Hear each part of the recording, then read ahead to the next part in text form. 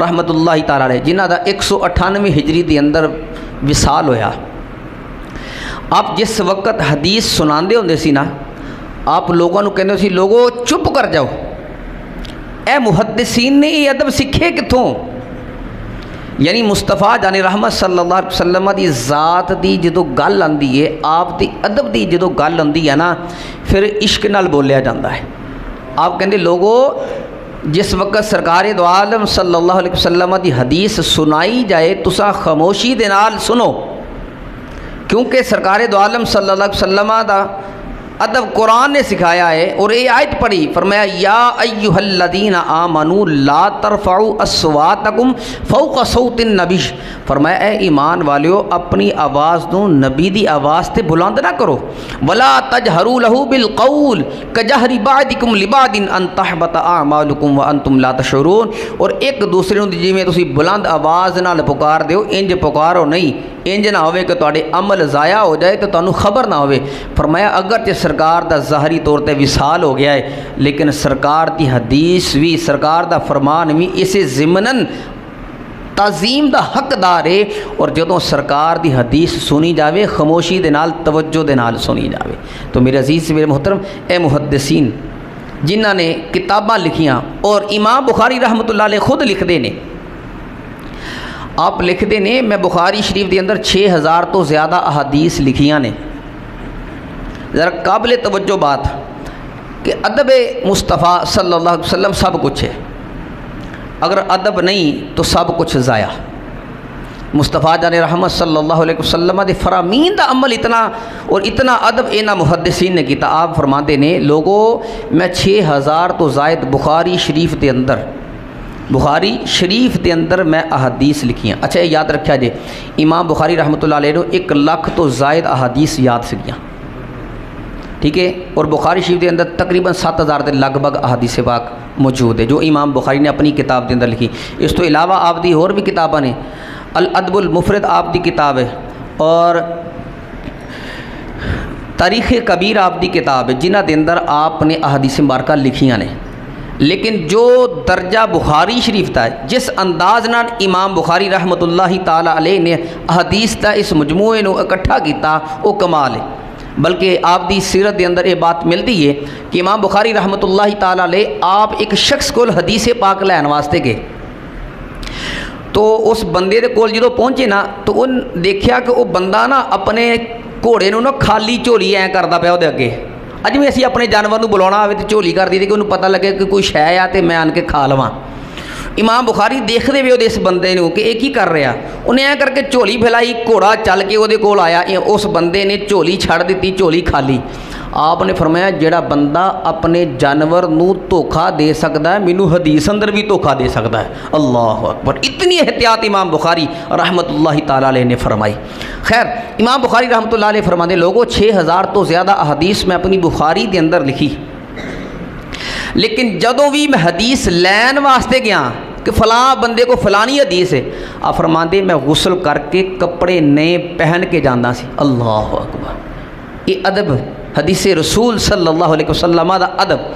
آپ فرماندے نے جدوں میں حدیث لے کے واپس آ جانا سیگا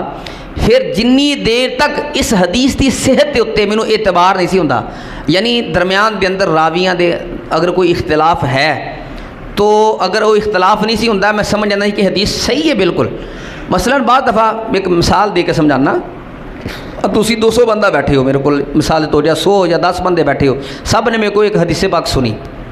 تسا اگے جا کے لوگوں میں بیان کر دیتی، ٹھیک ہے. ہن یہ اللہ تعالیٰ دی ذات جانتی ہے کون سچا ہے کون جھوٹا ہے، لیکن اہل علاقہ جانتے آ بندہ ٹھیک نہیں ہے، پاویں انہیں گل صحیح سنائی ہے لیکن کہتے یہ تو بندہ ویسے بھی جھوٹ بولتا ہے، ہو سکتا ہے انہیں جھوٹ بولیا ہوئے، تو اس بنیاد تے اس حدیث دی صحت تے اعتراض آ جاتا ہے. امام بخاری فرماتے جنی دیر تک مینوں یقین نہیں سی نہ ہوندا انی دیر تک میں اپنی بخاری دے اندر لکھدا نہیں سی ہوندا. پھر فرماندے جدوں لکھن دا ویلا آندا سی نا آپ فرماندے میں پھر دوبارہ غسل کردا، 2 رکعت نفل ادا کردا، پھر اس حدیث نو میں اپنی بخاری شریف دے اندر لکھ دینا. اللہ اکبر، اے ادب امام بخاری نے کدے کولوں سکھیا، ایک نہیں کئی محدثین کرام اور امام مالک رحمۃ اللہ علیہ جنہوں نے پوری زندگی مسجد نبوی دے اندر بیٹھ کے حدیث پڑھائی، 17 سال دی عمر سی جدوں انہوں نے حدیث پڑھانا شروع کی تھی، 17 سال دی عمر دے اندر امام مالک رحمۃ اللہ تعالی علیہ آپ دی خاتمہ بیان کر دی ہے۔ مدارج النبوہ دے اندر شیخ عبدالحق محدث دہلوی رحمۃ اللہ علیہ نے اس کو نقل فرمایا۔ آپ فرماتے ہیں کہ جس وقت کوئی بھی شخص آپ دا دروازہ کھٹکھٹاندا تو خادمہ کہندی میں باہر آنی، کیونکہ اس زمانے سے خادمہ رکھیاں جاندیاں ہیں جنہوں نے اسی کنیز یا اسی لونڈی کہنے، ٹھیک ہے۔ ہن فی زمانہ وہ سسٹم ختم ہو گیا، اس وقت غلام بیچے جاندے سی، اس نو لونڈی کہا جاندہ سی، ٹھیک ہے۔ خیر کہندیاں نے کہ جدوں کوئی شخص آندا تے میں باہر جانی اور پوچھ دی کہ دسو فقہ دا مسئلہ پوچھن آئے ہو یا سرکار دی حدیث سنن آئے ہو؟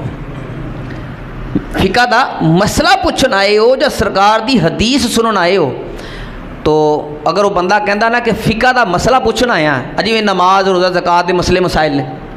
تو کہندے کہ میں جا کے امام مالک علیہ رحمت دی بارگاہ عرض کر دی، تو آپ اسی طرح ہی باہر تشریف لے ہوندے اور مسئلہ بیان کر کے تو انہوں واپس بھیج دیں۔ اور اگر کوئی شخص آندا کہ جی میں حدیث سنن واسطے آیا ہاں، تو امام مالک علیہ رحمت میں جا کے بیان کر دی کہ حضور وہ بندہ حدیث سنن واسطے آیا، تو آپ غسل فرمان دے، نئے کپڑے پہن دے، پھر جا کے سرکار دی حدیث سناندے ہوندے سی۔ اللہ اکبر۔ اے امام مالک رحمت اللہ علیہ نے سرکار دو عالم صلی اللہ علیہ وسلم دا حدیث دا ادب دسیا لوگوں، اور اج اسی بے احتیاطی دے اندر بہت ساریاں گلاں کر جانے، کوئی بندہ حدیث سنا بھی رہا ہوئے تے اسی اگوں دی گل نہیں سن دے انہیں، پھر بعد دفعہ اسی تانے دینے شروع کر تو ایڈا بہ جا مفتی، تو بہ جا ایڈا دیندار۔ نہ میرے عزیز میرے محترم، جس وقت سرکار دو عالم صلی اللہ علیہ وسلم دی گل آ جائے پھر سارا کچھ ایک سائڈ تے، پھر ادب دے نال سرکار دو عالم صلی اللہ علیہ وسلم دی حدیث سنی جائے۔ امام مالک رحمۃ اللہ علیہ جس وقت آپ حدیث پڑھاندے ہوندے سکے، قابل توجہ بات، کتب سیرہ دے اندر اے بات موجود ہے، امام مالک رحمۃ اللہ تعالی علیہ آپ جس وقت حدیث پڑھاندے آپ دے واسطے ایک باقاعدہ تخت بنایا گیا ہی لکڑی دا، جس دے اندر آپ بیٹھتے ہوندے سکے، اور اچھا کپڑا وہ دے اتنے رکھیا جاندہ، پھر آپ بیٹھتے اور قریب عود لگایا جاندہ، اور اج دے زمانے دے اندر بھی یہ مکہ اور مدینہ دے اندر چیز ملتی ہے، پاکستان دا تے پتہ نہیں کہ عود جڑا نا وہ جلان واسطے ملتا ہے، انہوں سلگا دیتا جاندہ ہے، وہ ہلکا ہلکا جڑا نا وہ دھونی دی طرح وہ دی خوشبو پھیل دی رہندی۔ تو آپ دی مجلس دے اندر جس وقت آپ حدیث بیان کر دے ہوندے سی، غسل دے کے کپڑے نے پہن کے اس تخت تے بیٹھ دے اور قریب عود دی خوشبو لگا کے آپ حدیث پاک بیان کر دے ہوندے سکے۔ اللہ اکبر۔ تو میرے عزیز میرے محترم، سرکار دو عالم صلی اللہ علیہ وسلم دے فرامین دا ادب سانو اسی طرح ہی کرنا چاہیے جس طرح ساڈے اکابرین نے کیتا، اور اسی حدیث سنیے بھی تو کوشش کریے با ادب ہوئیے، اور اگر سنائیے بھی تو کوشش کریے با ادب ہو کے سنائیے۔ میرے عزیز میرے محترم، آخری بات میں ذکر کراں گا، بنی اسرائیل دا ایک شخص سیگا، چونکہ وقت مختصر ہے اختصار دے نال بات کراں گا۔ حضرت موسیٰ علیہ السلام دا زمانہ ہے، حضرت موسیٰ علیہ السلام دے زمانے دے اندر اس بندے دی ڈیتھ ہو گئی، فوت ہو گیا، ان لوگوں نے روڑی تے سٹ دیتا، بڑا غلیظ ترین شخص سیگا، بڑا غلیظ ترین شخص سیگا،